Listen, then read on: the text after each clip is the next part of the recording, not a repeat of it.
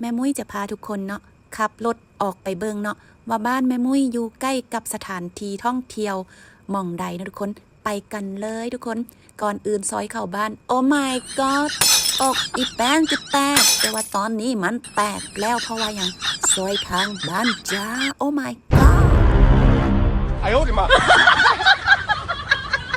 ซอยบ้านไผ่เป็นคือซอยบ้านแม่มุ้ยนะทุกคนคอมเมนต์มาดูถ้าแม่มุ้ยขี่แบบนี้ตลอดนมยานตรงเลงแน่นอนพี่น้องโอ้ my god ขับรถออกมากะจะเจอเป็นหนทางคอนกรีตจ้ะไปต่อทุกคนแม่มุ้ยจะพาทุกคนไปเบิงว่าบ้านแม่มุ้ยเนาะใกล้กับอย่างทุกคนถ้าผู้ใดฮู้บอกแม่มุ้ยหรือว่าคอมเมนต์มาเด้อทุกคนเด้อนี่ทุกคนบ้านแม่มุ้ยอยู่ใกล้กับวัดเสียงควรนะทุกคนผู้ใดเคยมาวัดเสียงควรแน่คอมเมนต์มาเบิงดูทุกคนแม่มุ้ยอยากฮู้ว่าไผเคยมาแดต่อไปแม่มุ้ยกะจะลงไปบ้านดงโพสีเนาะทุกคนบ้านที่ว่าแม่ตู้กับแม่ของแม่มุ้ยอยู่เนาะเจอวัดกะนบทุกคนเป็นประเพณีของมุ้ยละกะคนลาวเฮาเนาะบ้านแม่มุ้ยอยู่จะอยู่ใกล้ที่ว่าเพิ่นขายหินขายทรายเด้อทุกคนเวลาแม่มุ้ยซื้อกะจะราคาบอกค่อยแพงปานใดเนาะกลับมาลาวสุดนี่กะอากาศร้อนแดฝนตกฟ้าห้องแดทุกคน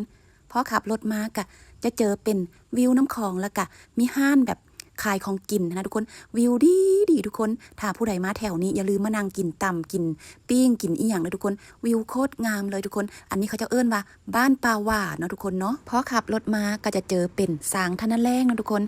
คล้ายๆกันแบบว่าเวลาคนเอาสินค้ามาจากไทยหรือว่ามาจากหยังเนาะก็ต้องผ่านแบบสางทะนะแรงก่อนเนาะทุกคนบ่ฮู้ว่ามุ้ยเว้าผิดหรือเว้าถูกถ้าแม่นเว้าผิดก็ขอโทษขออภัยเด้อทุกคนอันนี้ก็คือสางทะนะแรงเนาะอยู่ติดกับดงโพสีของบ้านมุ้ยเลยทุกคนบ้านทะนะแรงกับบ้านดงโพสีจะอยู่ติดกันเลยทุกคนอันนี้มุ้ยกะจะเวเข้าเฮือนเนาะทุกคนบ้านดงโพสีทางหน้าหันก็จะเป็นครัวมิตรภาพเนาะที่ว่าข้ามไปไทยจังหวัดหนองคายทุกคน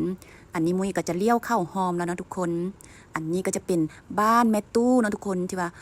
แม่ตู้ได้มอบสิทธิ์ให้มุ้ยแล้วเนาะทุกคนเนาะไปเข้าไปกันเลยทุกคนแต่ว่าบ้านก็เก่าหลายแล้วล่ะทุกคนเพราะว่าอย่างบ่ได้สร้างบ่ได้สาเนาะทุกคนเนาะมีแต่ถ้ามีเงินจึงค่อยจะเฮ็ดใหม่แต่ว่าตอนนี้มันยังคาเรื่องเขากำลังเว้ากันอยู่แต่ว่าอันใดนั้นเดี๋ยวบ่บอกนะทุกคนรอติดตามตอนต่อไปจ้ะและคลิปนี้กะสิขอลาไปก่อนนะทุกคนฮอดบ้านดงโพสีแล้วทุกคนอันนี้หันแมนแต่ก่อนมุ้ยอยู่นี่เนาะก่อนที่ว่ามุ้ยจะไปซื้อดินแล้วก็ปลูกเฮือนเนาะอยู่บ้านถิ่นตมนั่นก็คือเมืองหาดทรายฟองกำแพงนครเนาะส่วนอันนี้ก็เป็นบ้านดงโพสี